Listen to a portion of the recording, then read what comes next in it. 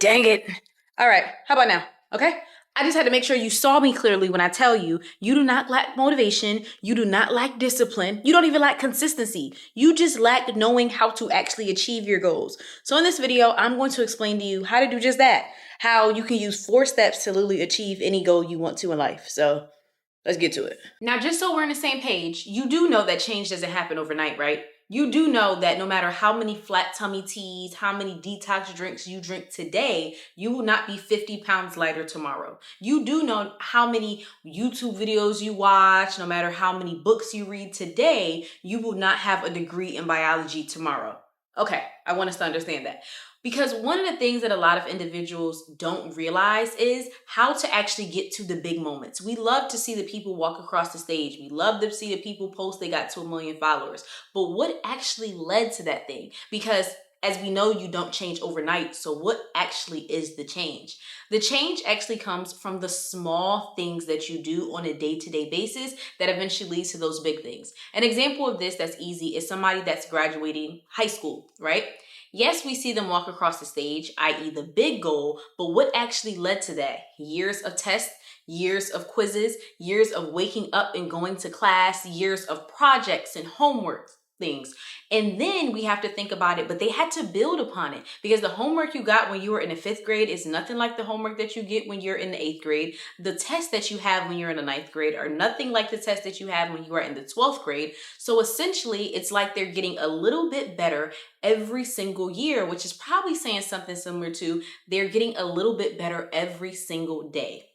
So I'm going to teach you guys how to do that, to actually achieve some of these things, because I want you also to understand you are achieving something every single day. The person who gained 50 pounds in 1 year achieved that, and the person who lost 50 pounds in 1 year achieved that. The only difference between the two, the person who gained and the person who lost a certain amount of weight in 1 year, are the little things that they did that were different. It wasn't that one was bad or one was good. I mean, depending on what your goal was, but essentially they did different things to get different results. So that's what I'm going to teach you, how to get in the loop and essentially doing the things that are going to get you closer to your goal, and how to stop doing the things that are going to get you farther from your goal. And I'm going to talk about a habit loop theory that's talked about in the book Atomic Habits by the author James Clear. I definitely recommend to read that book because it is very good. In the book, he talks about getting literally 1% better every single day. And I know a lot of people are going to be like, are you serious? 1%? Like what kind of change is 1% really going to make in my life? Well, let me break it down to you. 1% better every single day is 37 times better in 1 year, which doesn't sound like a lot, but that is 3,700% better every single day. So an example of this is, let's say on the first day of the year, you say, I can only do 10 push-ups, right? That is your starting point. That is your 1% that you're growing from. You can only do 10 push-ups the first day of the year. If you get only 1% better every single day, let's say you could do 10 push-ups in an hour, by the end of the year, how many push-ups are you going to be able to do? 370 push-ups in 1 hour. That's a big difference. But the thing is, you're only getting 1% better every single day. Very similar to the 5th graders that are only a little bit better than the 4th graders. The 4th graders are only a little bit better than the 3rd graders. Essentially, I want you to understand, life is not going to change overnight. We already discussed this. You told me that you understood that. So what change you get? It's the little things that you do. It is essentially the little habits that you have. I want you to understand, you do not essentially want to run a marathon. You want to become the kind of person that runs regularly. You do not want to lose 50 pounds. You want to be the kind of person who is conscientious about, their health and their wellness, and they do things to essentially get to that goal. Because what messes up a lot of people, right? You say you have this goal of doing this big thing, but you do a lot of zero habits that zero it out. Think about multiplying anything times 0. It doesn't matter if it's 1,000,000 or if it's 1. If you multiply 1 times 0, it's going to be 0. If you multiply 1,000,000 times 0, it's going to be 0. A lot of you have 0 habits. What do? You go to the gym 4 to 5 times a week and you're like, why am I not seeing a difference in my body? And why isn't anything changing for me? Oh, because you only get 4 hours of sleep a night. Oh, because you still eat McDonald's. Oh, because all the food that you eat is overly processed. So honestly, I mean, going to the gym is good, but you already zeroed it out. So don't expect to see any change. So essentially, I'm going to teach you and I want you to understand how to start implementing better habits and also how to get rid of the habits that are not beneficial for you. And I'm going to explain it with this 4-step habit loop theory. Now, the 4 steps of it are cue, craving, response, and reward. And to make it a little bit more simplistic, cue, I would say, is it being obvious. Craving is it being attractive. Response is how easy it is to do that thing, the difficulty of that thing. And the reward is how satisfying that thing is. So, one habit that a lot of people want to break is being on their phone as much, right? But it still follows the same 4-step plan. And this is how. First, it is obvious. What do we get, right? Obvious is the cue. We get notification bells. Our phones are always by us. We always are just like, okay, what am I going to do? Just go on my phone. There's a cue. There's something that essentially makes us want to go on that thing and be like, okay, cue, make it obvious. It's always there. The next one, make it attractive. What attracts you to that thing? The possibilities of it. Oh my gosh, I can see what this person is posting. Oh my gosh, I can see, what dress I'm going to wear tonight. Oh my gosh, some of these things you really don't even need to see, but it's like it's there and it's attractive to think about the possibilities of doing it. So it's like, yeah, I might as well go on my phone. I'm not doing nothing. I'm just standing in line. Yeah, I might as well go on my phone. I'm at this party and it's kind of awkward. So, it seems more attractive, more appealing. You're essentially craving to go on your phone because you're like, I feel kind of awkward right now. Then how difficult it is, essentially the response, right? It is very easy to go on your phone and search on social media. It's very easy just to go and scroll for hours. It's not difficult at all. You literally put it in your face, unlock it, it's easy. And then the last one, the reward, how satisfying it is. It satisfies, i.e. the craving. So you were craving to feel a sense of community, right? You wanted to see what people were doing. You were craving to feel less alone. Maybe you were at a party, you didn't really know too many people, and you're like, I feel awkward. And now you don't have to have that feeling anymore. You're satisfied with feeling like you are talking to individuals, or at least communicating with individuals. And so I wanted to show you guys that because every single habit that you have, from you brushing your teeth to you being on your phone for hours, to you going to the gym, to you not going to the gym, essentially follows that 4-step plan. Now, I know some people are like, okay, but how do I do it in the reverse? How do I essentially break this habit? You're going to use the same 4-step plan. You're going to make it unobvious, right? The cue is making it obvious. We don't want to be on our phone, so let's make it not as obvious. A great example of this is I don't even have my phone in my room like in the mornings. So I noticed I would spend so much time on my phone in the mornings. Now I literally have an alarm clock. Another thing you can do is you can possibly silence the notifications or like the apps on your phone so you're not always notified, right? It makes it less obvious for you. Or you can have certain points in your home that you're like, I don't bring my phone in here.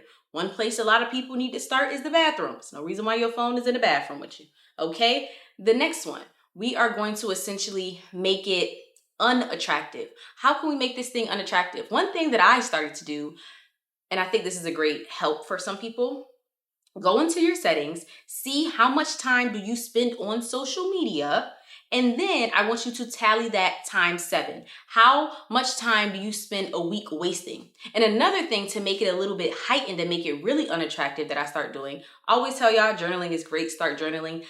Because in your journal, you are professing your heart. You're professing what you're going through, your struggles, your dreams, your aspirations. I want you to start writing down how much time you are spending on social media every single day in your journal. So for example, you're going to have one page talking about how you're struggling and how you're dealing with something and you don't know how you're going to overcome it. But then it's going to be flat in your face showing you, yeah, you have 2, 3, 4, 5, 6, 7, all these pages talking about struggling. But then at the bottom of every page, on social media for 8 hours, on social media because I think a lot of people don't realize how unattractive it can be if it's like, dang, I really waste my time doing this thing. But it doesn't seem like a waste because we actually don't even know how much time we are on social media. Another one, the next one, make it difficult. Make the response harder. Essentially, this one seems like a lot. Literally delete the apps after you get off of them. So after you get off Instagram, delete Instagram. After you get off TikTok, literally delete the app. Now, I'm not saying delete your account, but it makes it harder. Imagine every single time you got to go on Instagram, you have to literally download it again and log back in. Every single time you get off, you get what I'm saying, any social media platform, you have to do that.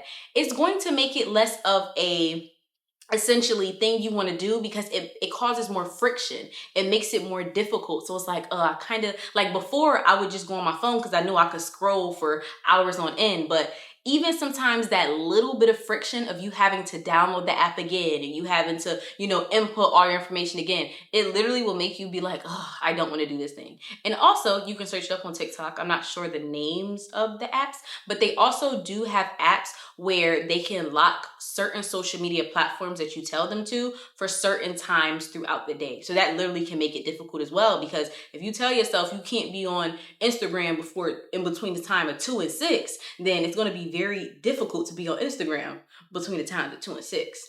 And the last one, essentially make it unsatisfying. Get rid of the reward. So one of the things that I recommend to do is do something with your hands. Because I noticed even when I was watching TV, like I still will be on my phone because I can watch TV and be on my phone. When I started doing more things with my hands, it made it unsatisfying to be on my phone because I realized I wasn't getting anything from it and I actually was taking away from what I was doing in real time. So for example, when I'm reading and I go on my phone, I have to literally close the book. You know what I'm saying? It's hard to read and be on your phone. And it's like, dang, I just kind of was reading a book, but then now I have to literally stop what I was doing to do something else. I also recommend Legos. I feel like, and they make them so cute nowadays too. My best friend just made like a bouquet of roses, but they're Legos. Like just do things with your hands. Maybe you want to start puzzles. Maybe you want to start pottery. Like the more things that you do with your hands, it makes it less satisfying to be on your phone because you're literally going to have to stop what you are doing, stop in time, something that you told yourself you wanted to do to just go on your phone, and it makes it less satisfying. So essentially, those are the 4 things that I would say to stop a habit. Obviously, you could input any habit that you want to in there, but those are the things that I recommend to do. Now, of course, I know you're like, but what am I going to do to build up habits that I want to do? Things that I want to start doing. An example we can use is drinking more water. We're going to follow the same framework. We're going to follow the make it obvious. You need to have a water bottle with you every single where you go. You need to have one inside of your room. You need to have, as soon as you wake up in the morning, it's right there on the nightstand. You need to have one at your desk at work. You need to have one everywhere so that it is obvious to you. And another way to do that is, I always tell people, put an alarm in your phone. Put an alarm in your phone every hour to drink water or something like that. So you literally have a cue. The same way you get that text message and tell you to respond back, you have that message that says, oh, it's time to drink water. The next one, we are going to make it attractive. Teach its own on your variation of this, but for me, getting a tumbler cup made it so attractive because one thing I did not like is having to carry around all those water bottles, because I try to drink on average like the equivalent of 4 water bottles a day, but trying to always carry all these water bottles in my bag and just throughout my day just made it so unattractive, and it made me not want to do it.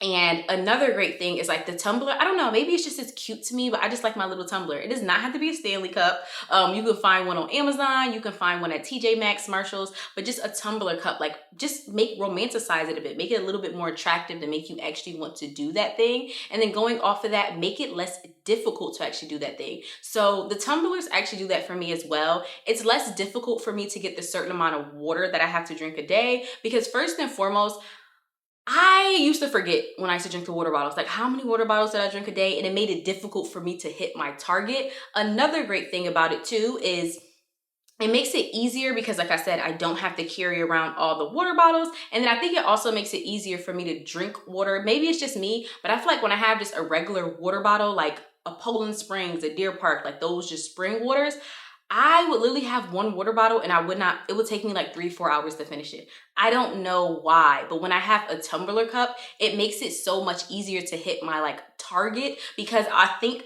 I just feel like just how our brain works is sometimes like we just have to finish this thing and we think, oh, it's going to be harder because it's more water. But no, your brain just like, I don't know. I feel like your brain just adjusts to certain things. And that's just what my brain does. Like it's so crazy how I can finish a tumbler faster than I can finish a water bottle. because it's just less difficult for me. I don't know, but that was just me. Also, they do have the water bottles as well that have the ticks on them. So it says like, oh, you should be here by this time drinking. You should be drinking, you know, this much water. This is where the water should be at 2 o'clock or 3 o'clock. So that sometimes make it less difficult. And the final one, make it satisfying. So this can be in two ways. One, it could be satisfying for somebody drinking water because they can say, oh, I'm getting better skin, or I'm going to be having more energy, things like that.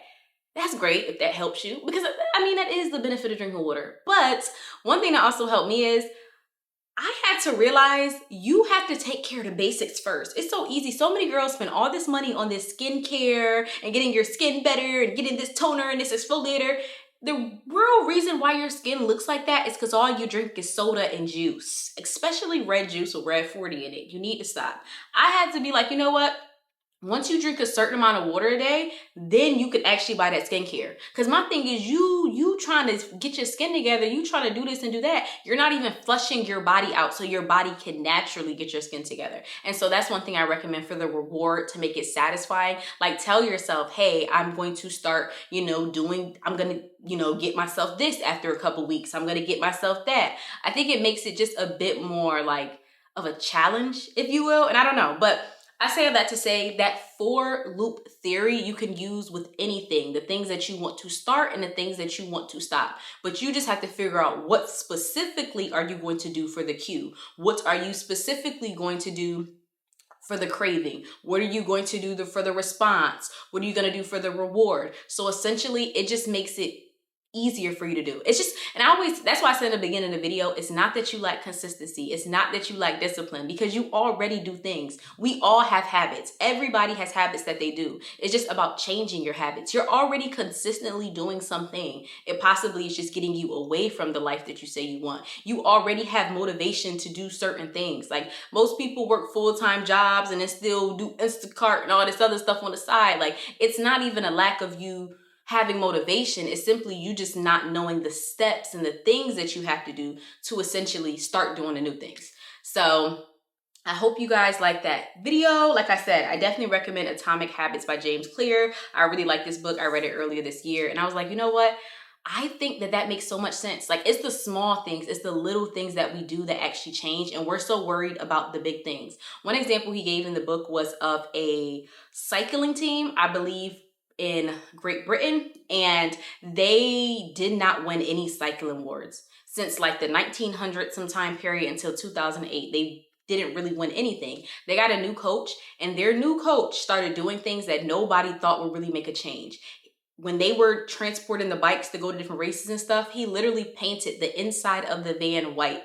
Why did he do that? Because he was like, we need to make sure the van is clean. Every little speck, every little, dirt and grime. We have these dark trucks. We can't see. And the little bit of dust that gets on the wheel of the bike messes it up. Like people don't think about that, but like those are little things that build up. He literally started changing the type of pillows that they were sleeping on so they can get better kind of sleep. Like he was changing the littlest things that people would think aren't that big of a deal.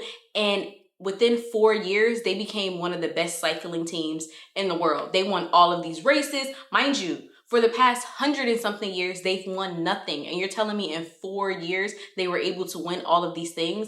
It's not coincidence. They start changing the little habits. Like, I always think about the quote, how you do one thing is how you do everything. Like I said, some people zero things out. You start doing one little thing correctly and you think that's okay. No, you do not want to become the kind of person, like I said, that runs a marathon or just so happens to run a marathon. You want to become the kind of person that runs regularly. You want to start the little habits that you do on your day-to-day life that are eventually going to get you closer to the life and the dreams that you want for yourself. Because like I said, you're already doing things. It's just you have to change the direction so your life is going in the way that you want it to. But as I said, thank you so much for watching the video. I recently did come out with my podcast. So I came out with my podcast. The first episode came out yesterday. I will link it below. It's available on YouTube. It's available on Apple Podcasts, Spotify Podcasts, all those other things. I also have came out with my first official newsletter today. So make sure you go in the comments below for that so you can find my newsletter. And yeah, I just have very exciting things coming up. As always, don't forget to like, comment, and subscribe. Tell me guys how you like this video. And also tell me guys if you're going to read this book. I definitely recommend this book for a lot of people, especially because it's the new year. You want to change your life, all that good stuff. But thank y'all so much, and I hope that y'all have a great one.